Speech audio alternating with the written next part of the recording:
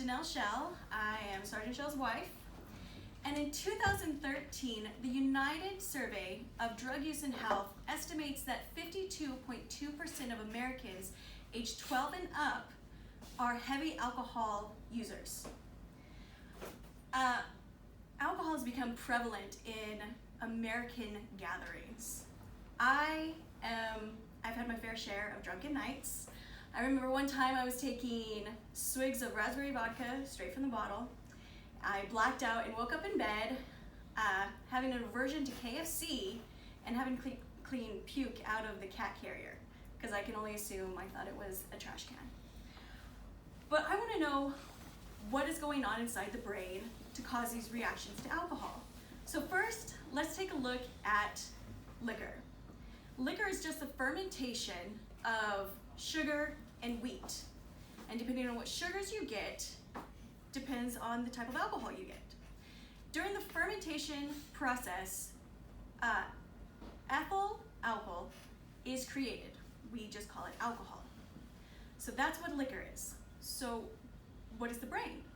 It's made of many different components, including the limbic system, gray and white matter, cerebral cortex, and the cerebellum. I've been told that the brain feels like Jell-O. So I brought you all Jell-O so that you can get a feel for it. Now that we know what the brain and liquor is, what is it doing when they combine? According to Forbes, an article put out by Forbes, alcohol disrupts the chemical runners inside our brain so that messages are slowed down and don't talk the same way as a non-alcoholic brain. Glutamine, which controls the brain function and energy levels, are slowed down. This is why motor functions you're not as quick as you normally would be. Gamma aminobutyric acid is in control of keeping you calm. With liquor, this is amplified, which is why most people get really sleepy when they've been drinking. The last one is dopamine. This one is funny because it is in control of your reward center of the brain, so you feel euphoric on alcohol.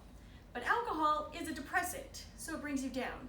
This is why usually people get mood swings, because they're fighting against each other inside your body. Now, these are the short-term effects. There are also long-term effects. Chronic drinking can lead to a lot of things. These are 3 of them. Shrinkage of the brain. This can make it so that you are unable to think outside the box. No abstract thinking. Also, you kill off dendrites. They are the ends of your neurons that receive the messages.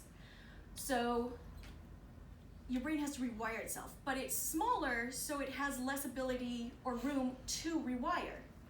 The last one is the production of thiamine, which helps you process carbohydrates. Without this ability, you become more tired, less memory, and they've termed it the Wernicke-Korsakoff syndrome. And alcohol.org estimates 80% of chronic alcohol users have this syndrome. But I don't want you to leave here thinking that it's hopeless, because it's not. You can reverse these side effects. You have to quit drinking. And your brain can heal and grow and go back to normal. So alcohol is fun, but it is also damaging. In closing, ethyl alcohol is created from fermentation of sugar and wheat. There are short-term and long-term effects, but it is reversible. So I want you to think of your brain like this Jell-O, and when you add it to liquor, or in this case hot water, it dissolves. It shrinks and then slowly dissolves. Thank you. Woo!